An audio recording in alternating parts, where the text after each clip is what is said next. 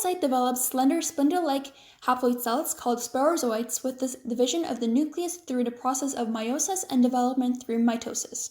The swollen oocyte grows, ruptures, and releases sporozoites, which make their way to the mosquito's salivary glands. At the next blood feeding, the mosquito injects the infective sporozoites through its coagulant saliva, and inoculation of the sporozoites into a human host completes and restarts the malaria life cycle.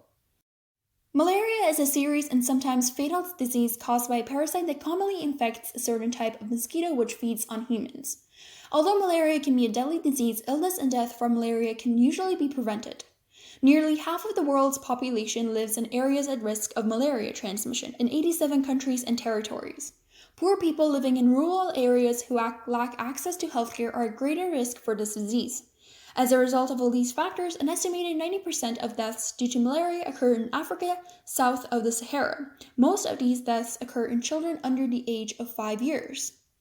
Infection with malaria parasites may result in a wide variety of symptoms, ranging from absent or very mild symptoms to severe disease and even death. Malaria disease can be categorized as uncomplicated or severe malaria.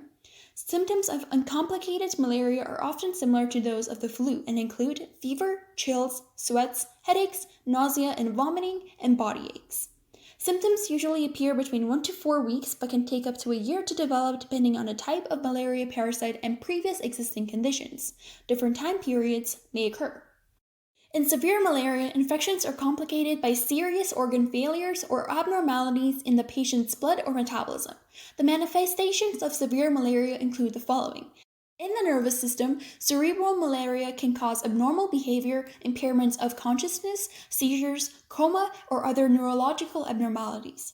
Circulatory system, complications can result in severe anemia due to hemolysis, low blood pressure caused by cardiovascular collapse, hypoglycemia, and mild decrease in blood platelets. In the digestive system, Plasmodium vivax and Plasmodium ovale have liver stages that can remain in the body for years without causing sickness.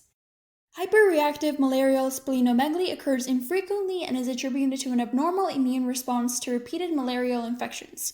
The disease is marked by a very enlarged spleen and liver.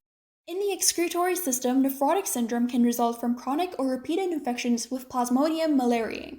Renal failure, also known as black water fever, is a complication of malaria infection in which red blood cells burst in the bloodstream, releasing hemoglobin directly into the blood vessels and into the urine, frequently leading to kidney failure. And in the respiratory system, acute respiratory distress syndrome, ARDS, an inflammatory reaction in the lungs that inhibits oxygen exchange may occur.